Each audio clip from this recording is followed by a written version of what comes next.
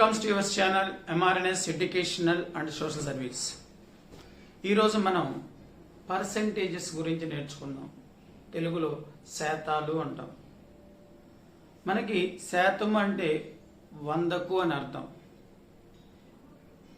మనకి ఇప్పుడు మీ దగ్గర 100 రూపాయలు ఉన్నాయి. 1% అంటే 1 రూపాయి అవుతుంది. 100లో 1% అంటే 1 రూపాయి అవుతుంది. 100లో 10% అంటే 10 రూపాయలు. సో మనకి ఫస్ట్ పాయింట్ ఏంటంటే శాతము అంటే 100కు అని అర్థం. ఇది మీరు నేర్చుకోండి. సో శాతం అంటే ఏంటి? 100కు అని. 100కు మనం కౌంట్ చేయాలి. 100 రూపాయలకు 1% అంటే 1 రూపాయి. 100లో 1 రూపాయి అని. మనకి హారంలో 100 కనుక ఉన్నట్లయితే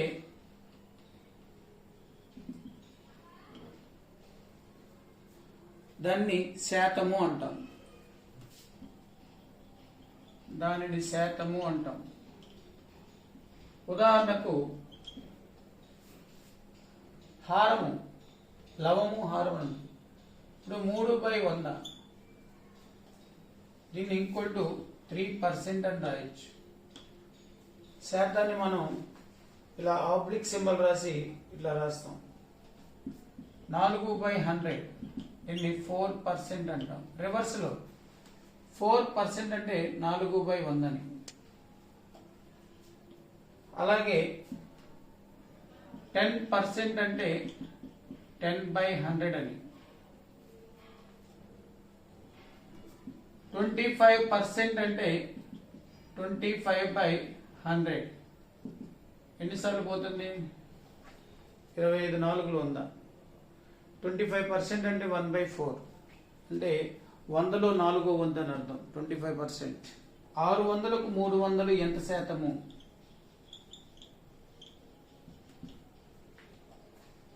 మనకి టోటల్గా ఉంది ఎంత? 600. శాతం కనుక్కోమంటుంది ఎంతకి? 300కి. ఇప్పుడు శాతము ఈక్వల్ టు మీకు 300 అవుట్ ఆఫ్ ఎన్నికి? 600కి ఇంటూ 100 రాయాలి. శాతం కనుక్కోమన్నప్పుడు ఇంటూ 100 రాయాలి. ఈ భాగించేటప్పుడు ఈ 0 క్యాన్సిల్, ఈ 0 క్యాన్సిల్. అంటే 100 1ల 100, 100 6లు అని అర్థం. ఈక్వల్ టు ఈ 6 ఎన్నిసార్లు పోతుందంటే ఫస్ట్ రెండిట్లో 6 5లు 30, 0 ఉంటుంది. దీన్ని 50% అంటాం. అంటే ఇలా కూడా చెప్పొచ్చు. 600లో 300 అనేది అర్ధభాగం కదా, 50% అంటారు. 100కి 50 ఎన్నో శాతం అంటే 50%. 100కి 50 ఎన్నో శాతం అవుతుంది? 50% అవుతుంది. సో ఇప్పుడు శాతం కనుక్కోమన్నప్పుడు మనం 600లో 30 ఎంత శాతం అంటే ఇది వేయాలి. దీన్ని లవంగా తీసుకోవాలి, దీన్ని హారంగా తీసుకొని ఇంటూ 100 వేయాలి. నెక్స్ట్ మనకి 25% విలువ ఎంత అంటాడు. 25% విలువ ఎంత అంటారు. మనకి విలువ ఈక్వల్ టు 25%. పర్సెంట్ అన్నప్పుడు మనం మీకు ఇందాక చెప్పాను 10% అంటే 10/100. 25 ఇంటూ 1/100. 25 4 పోతుంది, 1/4. 25% విలువ ఎంత అవుతుంది మనకి? 1/4. సో ఈ విధంగా మనం పర్సెంటేజ్లు క్యాలిక్యులేట్ చేయాలి. ఇక్కడ మొత్తం 6 రాశాను. ఇది సేమ్ మోడల్. నేను ఒకటి చెప్తాను, మీరు ఒకటి చేసుకోండి. సో ఇది సేమ్ మోడల్, ఇది సేమ్ మోడల్. 1/3 ఎంత శాతము? క్వశ్చన్ జాగ్రత్తగా వినండి, చదువుకోండి. 1/3 ఎంత శాతము అంటే దీన్ని చేసేటప్పుడు 1/3 ఇంటూ 100 వేయాలి. శాతం కనుక్కోమన్నప్పుడు ఇంటూ 100. శాతం ఇచ్చినప్పుడు బై 100 వేయాలి. అది గుర్తుపెట్టుకోండి. శాతము కనుక్కోమన్నప్పుడు ఇంటూ 100. ఎంత శాతం అన్నాడు, ఇంటూ 100 వేయాలి. 83% ఇచ్చి విలువ కనుక్కోమన్నప్పుడు బై 100 వేయాలి. ఇది గుర్తుపెట్టుకుంటే వచ్చేస్తాయి. ఇప్పుడు 1/3 ఎంత శాతం అన్నాడు కాబట్టి 1/3 ఇంటూ 100. సో 100ని మనం 3 పెట్టి భాగించాలి. మనం ఫస్ట్ రెండిట్లోనూ 3 3 9 1 0 3 3 9 1 మిగిలింది. దీన్ని మనం అల్గారిథం ప్రిన్సిపల్ ప్రకారం 33 తర్వాత ఇంకా 1ని మనం ఇంకా భాగించాలి 1/3. శాతం అన్నప్పుడు కనుక్కున్నాం కాబట్టి ఇక్కడ పర్సెంటేజ్ రాయాలి. దీన్ని సింపుల్ గా మిశ్రమ భిన్నంగా ఎలా రాయొచ్చు, 33 1/3 శాతము. 33 1/3 అంటే 33 ప్లస్ 1/3 అని. సో శాతంగా మార్చాం. ఇక్కడ భిన్న విలువ మిగిలింది. 16 2/3% విలువ ఎంత అన్నాడు.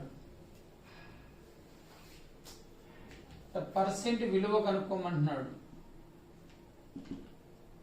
16 2/3 ఇంటూ 1/100 రాయాలి విలువ కనుక్కోమన్నప్పుడు. ఇది మనకి మిశ్రమ భిన్నాన్ని 16 2/3ని 16 ప్లస్ 2/3 అని అర్థం. మిశ్రమ భిన్నాన్ని క్రమ భిన్నంలోకి మార్చడం అంటారు. కాసాకు 3 అవుతుంది. 16 3 48 ప్లస్ 2/3 ఈ విలువ మనకి 50/3. ఇది మనకి 50/3 ఇంటూ 1/100. 52 100 51 50 52 3 ఇంటూ 2 అంటే 6. 16 2/3 శాతం విలువ 1/6. అర్థమవుతుంది కదా. తర్వాత మిమ్మల్ని ఇంకో క్వశ్చన్ సేమ్ ఇలాగే ఇది కూడా చేసుకోండి. 750లో 40% విలువ ఎంత అని అడుగుతున్నాడు. 40% విలువ ఎంత? 750లో 40% అన్నప్పుడు 750 ఇంటూ 40/100 అయ్యండి. 0కి 0 క్యాన్సిల్, 0కి 0 క్యాన్సిల్. క్యాన్సిల్ అంటే 10 4లు 10 10లు 10 1లు 10 75లని. ఇక్కడ ఏం మిగిలిపోయింది మనకి 75 ఇంటూ 4. ఫస్ట్ 4 5లు ఎంత అవుతుంది 20. 4 7 28 ప్లస్ 2 కూడితే 30. అంటే 750లో 40% అంటే ఎంత అంటే అది 300 అవుతుంది. సో ఒక్కొక్క మోడల్ డిఫరెంట్ గా ఉంది. దాంట్లో ఒక హోంవర్క్ ఇచ్చాను. వీటిని జాగ్రత్తగా మీరు ప్రాక్టీస్ చేసుకోండి. కావాలంటే మీరు ఇంకా ఇక్కడ క్వశ్చన్స్ తయారు చేసుకోవచ్చు. ఇక్కడ 3/4 ఎంత శాతం అన్నాం. మీరు 3/4 బదులు 5/22 ఎంత శాతము ఇది కూడా చేసుకోవచ్చు మీరు. ఈ విధంగా 83 1/% విలువ ఎంత అన్నాడు. మనం ఇలా కూడా రాసుకోవచ్చు. 12 1/5% విలువ ఎంత?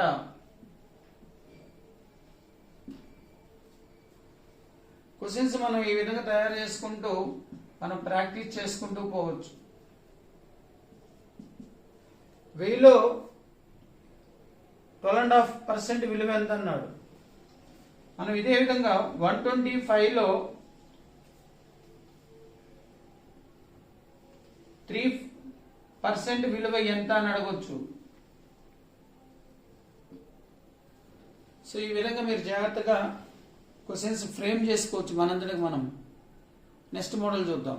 నెక్స్ట్ మోడల్ 40లో 30% ప్లస్ 90లో x% ఈక్వల్ టు 48 అయితే x విలువ. మనకి ఇక 40లో 30% అంటే 40 ఇంటూ 30/100 అని రాయాలి. ప్లస్ 90లో x% అంటే 90 ఇంటూ x/100 ఈక్వల్ టు 48. మామూలుగా మనం మ్యాథమెటిక్స్ చేసేటప్పుడు కింద స్టెప్ రాసేటప్పుడు ఈ సింబల్ పెడతాం, దీన్ని ఇంప్లైజ్ అంటాం. మీకు అక్కర్లేదు అనుకోండి, 0 0 క్యాన్సిల్, ఈ 0 0 క్యాన్సిల్ అయిపోతే 4 3 ఎంత అవుతుంది? 12 ప్లస్ ఈ 0 క్యాన్సిల్ అయిపోతే ఇక్కడ 10 మిగులుతుంది. 9x/10 equal to 48. మనకు కావాల్సింది x విలువ కాబట్టి ఇక్కడున్న 12 అటు తీసుకెళ్తే మైనస్ అవుతుంది.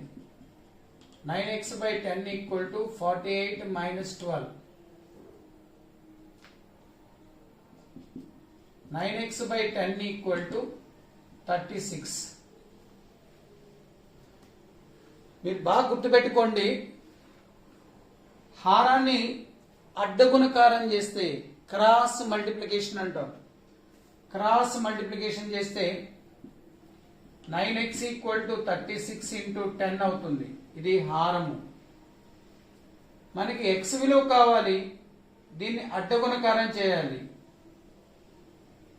ఇంటూ విలువను అడ్డగుణకారం చేస్తే బై వస్తుంది. x ఈక్వల్ టు అన్నప్పుడు ఈ 9ని అడ్డగుణకారం చేస్తే బైకి వస్తుంది. 9 4 36, 4 ఇంటూ 10 ఎంత అంటే 40. సో మనకి x వాల్యూ ఎంత అవుతుందంటే 40 అవుతుంది. ఇది జాగ్రత్తగా ఏమడిగాడు, దేన్ని ఎటువైపు తీసుకెళ్తున్నాం అనేది గమనించండి, దాన్ని బట్టి మనకు ఆన్సర్ వస్తుంది. రెండో క్వశ్చన్ చూడండి. కొంత సొమ్ములో 3/4% విలువ 45 రూపాయలు అంటున్నాడు.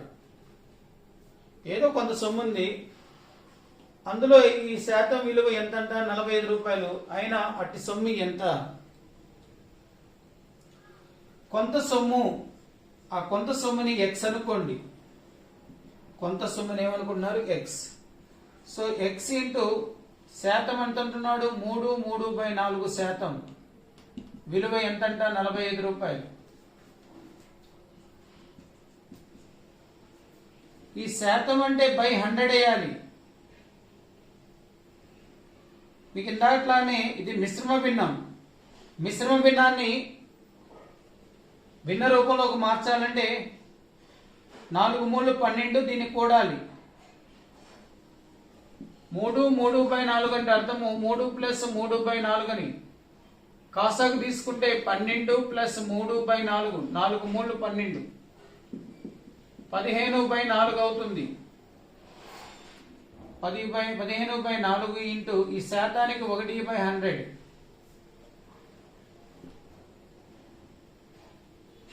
Equal to 45. ఈ x విలువ రావాలంటే ఈ బై విలువల్ని అడ్డగుణకారం చేస్తే ఇంటూ అవుతుంది, ఈ లవం అడ్డగుణకారం చేస్తే బై అవుతుంది. సో ఇక్కడ x ఈక్వల్ టు కింద వాటిని అడ్డగుణకారం చేస్తే 45 ఇంటూ 4 ఇంటూ 100. ఇక్కడ 4 ఉంది, 100 ఉంది. ఈ లవంలో ఉన్న 15 అడ్డగుణకారం చేస్తే బై 15. 15 3 45. ఇక్కడ ఏం మిగిలిపోయినాయి? 3 ఇంటూ 4 12 ఇంటూ 100 ఎంత అవుతుంది? 1200. ఆ సొమ్ము ఎంత అంటే 1200. 1200 సొమ్ములో 3/4% విలువ అంటే 45 రూపాయలు అని అర్థం. సొమ్ము కనుక్కోమన్నాడు, ఆ సొమ్ముని ఎంత అనుకున్నాం? x అనుకున్నాం. ఇందులో ఎంత పర్సెంటేజ్? 3/4% విలువ ఎంత? 45. ఇది మిశ్రమ భిన్నం. మిశ్రమ భిన్నము 3/4 అంటే 3 ప్లస్ 3/4. కాసా కడితే 3 4 12 ప్లస్ ఎంత ఉంది? 3 ఉంది. 12 ప్లస్ 3 అంటే 15/4. ఈ అడ్డగుణకారం చేయడం జాగ్రత్తగా చూసుకోండి. ఇది అడ్డగుణకారం చేస్తే ఇంటూలు అవుతాయి. ఇవి బైలో ఉంటే దాన్ని హారంలో ఉన్నాయి అంటాం. ఇక్కడ పైన వాటిని లవము అంటాం. లవము అడ్డగుణకారం చేస్తే హారం అవుతుంది, హారం అడ్డగుణకారం చేస్తే లవము అవుతుంది. 15 3 45 పోతాయి. 3 4 12 ఇంటూ 100 అంటే 1200. ఓకేనా? Next question. ఒక గ్రామ జనాభా 12,000.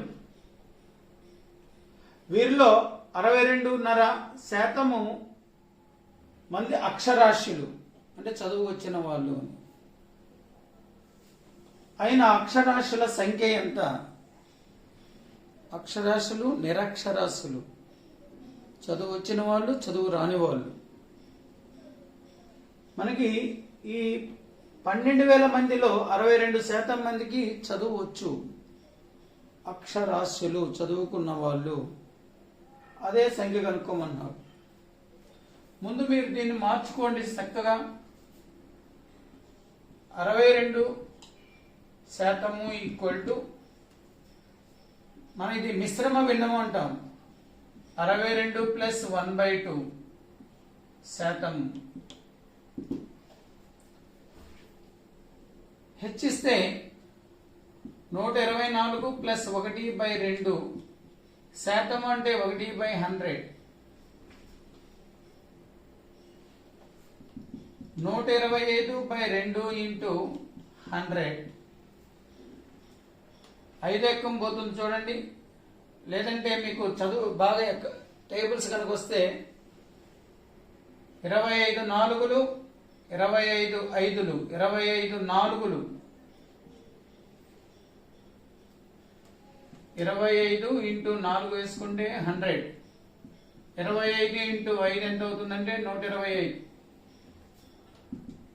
ఇక్కడ మనకి లవంలో 5 ఇంటూ 1 5, 2 ఇంటూ 4 8. 62.5% అంటే ఇది. మనకి ఇందులో 12,000 మందిలో 62% అక్షరాస్యులు. సో అక్షరాస్యులు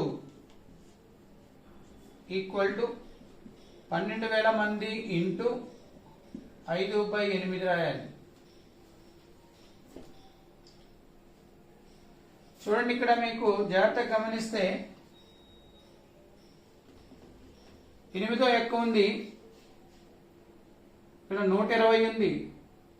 8 15 120 అవుతుంది.